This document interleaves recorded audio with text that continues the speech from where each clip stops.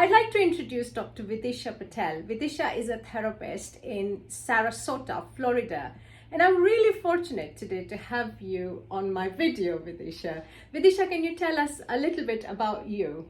Absolutely. It's wonderful to be here with you doing this video. So I am a licensed mental health therapist. I work in Sarasota, Florida, and I have a private practice here. And I work mostly with children and families. I have now included working with women on women's issues as well, and a lot of parenting relationship type work. Brilliant. And it's a pleasure for me to be here in Florida. So, Vidisha, you practice this wonderful technique called the heart math technique to manage stress and anxiety. And I'm sure my subscribers and those who have not subscribed but seen my videos, you know that I present a lot of videos on stress, anxiety, how the brain and body reacts to stress and anxiety. And if you haven't already watched them, please do. But Vidisha, today you're going to tell us a little bit about this heart math technique on how to manage stress and anxiety. And stay tuned till the end, because Vidisha is going to give us top just tricks on how to do this technique so you can actually practice it on a daily basis. So Vidisha, tell us a little bit about this heart math technique. Absolutely. So I'm a huge fan of heart math. I actually discovered this research institute in California years ago when I was doing my doctoral research, and the Heart Math Institute has sort of narrowed down 4 to 5 techniques that are very simple that we can use to learn how to calm our nervous system down. And by calming down our nervous system, we have a greater sense of peace, and so it helps us make better decisions and relate to each other more effectively. And it's all research based, and there are some software programs you can use with it as well, so it makes it fun. There are games you can play, so I use it with children, I use it with older people. I think my youngest client was 4 and the Wow. oldest was 80. Wow. So quite the range. Yes. Sounds like. So can you give us some examples of real day examples of where you might have used it in children? Where would you use it in a child or in schools? Or Absolutely. So I find, as I think we've all found the world over, the amount of stress and anxiety has increased to just very high amounts. And so I find that with children in the school system, there's a lot of stress and anxiety around test taking. And exam pressure is such a big thing, Exactly. And kids feel the pressure even if they don't talk about it. And so it manifests in different ways.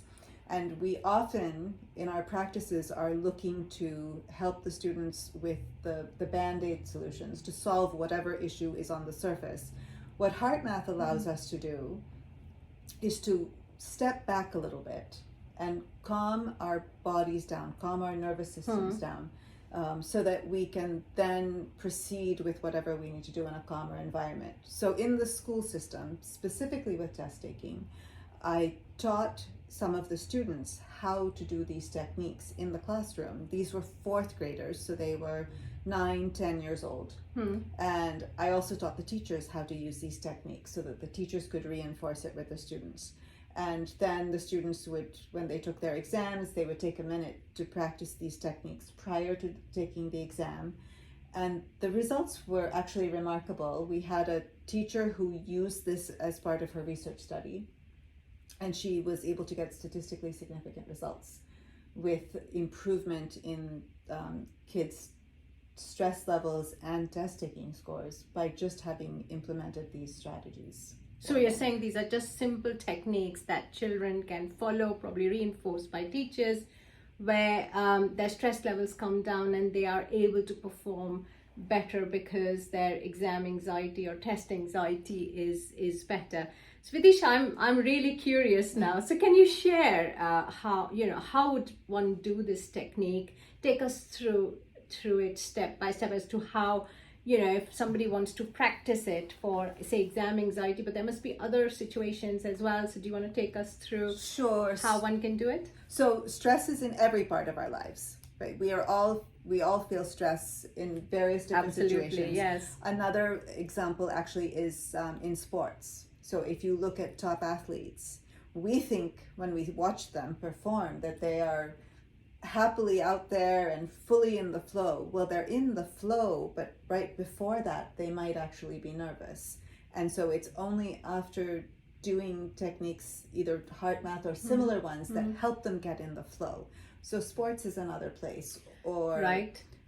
Even relationships. If you get into a heated argument with somebody, these same techniques can help you calm down your nervous system so that you can have a better conversation with someone. It helps you listen. And the basic premise of these techniques is connecting with your heart, connecting with your emotions. We tend to mostly communicate using our head and using rational thinking. And that doesn't always work so well, because when we do that, we often react. And when we react, we don't know what word's going to come out of our True, mouths. yes. So heart math teaches you how to bypass your head and go directly to your heart. Wow. And with that, you then calm down, and then it gives you the space to come up with a response that is better suited for the situation, or a performance on a test or a sport or whatever, a presentation. So if I may, I will like to share what I call... Oh, please, we are all waiting to see how we can do it. So I'd like to share heart-focused breathing. And with heart-focused breathing, you put your hand on your heart center, and you can do it with your eyes open, your eyes closed, whatever anyone feels comfortable with. And you imagine you're breathing in through your hand into your heart center, and you breathe out from your heart through your hand and out to the world. And you breathe in for a count of 4 through the heart center, and you breathe out through your hand for a count of 4. And continue doing this for maybe 10 breaths. And if you do that and count to 4 for each in-breath and out-breath for 10 breaths, you will immediately notice your body sort of settle down and a sense of calm come. And that's really the basis of the very first technique in the heart math system. And what I recommend people to do is 3 times a day.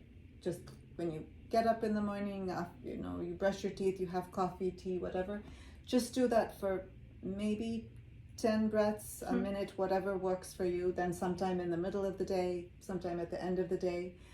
The more you do it and focus on it, it'll become a habit. And what you'll find is when you least expect it, you'll actually stop and start doing that breathing, and it will calm you down. So it's, and when you first practice it, it helps to put your hand on your heart center. But after you get good at it, you don't have to do that, and you automatically can start learning how to do that. It's almost like a relaxation technique people can have in their little resilience toolbox. If you're feeling a little bit anxious or not feeling anxious as well, just take it out and practice it and keep things in perspective. And I really liked what you said, was that we often react based on what we are seeing, rather than take a step back, rationalize with it, and then react to the situation. And I suppose what this allows us to do is take that little pause, breathe, calm down, and then react to the situation. Have I got it right, Vidisha? You have it 99% right. The only thing I will correct you on is that if we take the pause, we then respond.